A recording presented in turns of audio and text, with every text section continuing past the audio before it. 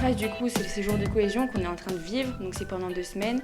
Après la phase de cohésion, on a la phase 2 qui est la mission d'intérêt général, où on fait soit dans un corps en uniforme ou dans les associations pendant 84 heures, pendant 1 an. Et après, il y a la 3e phase qui n'est pas obligatoire, mais on s'engage. C'est réveil 6h30 et puis on doit se mettre en formation, au garde à vous, et puis il y a la levée des couleurs. Et je m'y attendais pas du tout, je pensais que c'était que des activités sportives.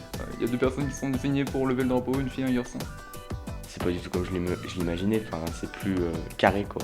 Chaque maisonnée va vers une activité, donc sportive ou une activité plus intellectuelle où on découvre la citoyenneté, tout ça. Même aussi dans les chambrées, nous les filles on est par 2, les garçons par 5, donc aussi le soir on peut parler ou discuter. Nous les garçons, on est 5 par chambre, donc pareil, on peut tous discuter un peu ensemble.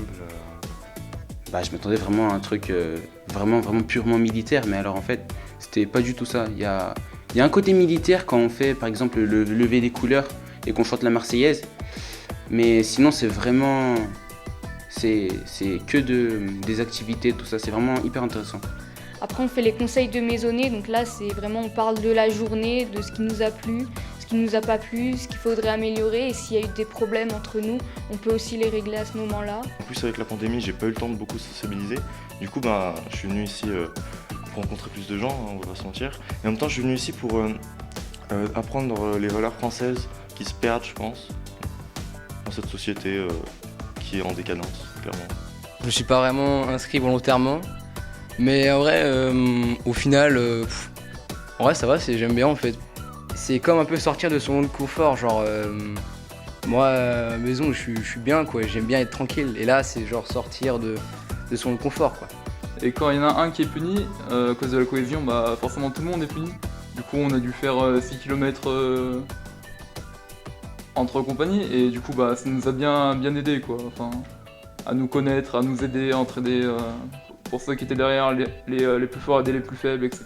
On est un seul groupe, c'est pas chacun pour soi, et que ce soit à travers du sport ou des activités ou même le soir entre nous, déjà on parle tous ensemble, on est tous ensemble. S'il y en a un qui fait une bêtise, c'est tout le monde qui prend et tout le monde est là pour s'aider les uns les autres. Ce qui crée le plus de cohésion pour moi au SNU, c'est le sport, parce que on est tous ensemble et on est tous dans la même galère on va dire. Je trouve ça normal que quelqu'un soit pénalisé pour les fautes d'une seule personne.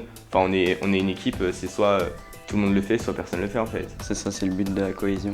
Moi je me suis engagée parce que déjà c'est une expérience qu'on n'a qu'une fois dans notre vie. Moi j'espère tirer du SNU déjà des points pour comment ça s'appelle, pour le Parcoursup, on peut pas dire non hein.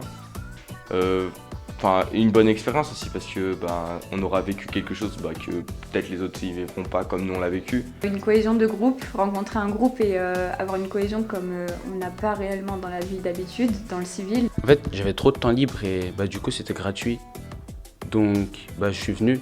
Surtout pour la 2e phase, les 84 heures d'intérêt général, parce que ça peut être intéressant de découvrir de nouvelles associations et de nouveaux métiers. Faire des nouvelles connaissances et avoir le code gratuit et des avantages pour l'avenir.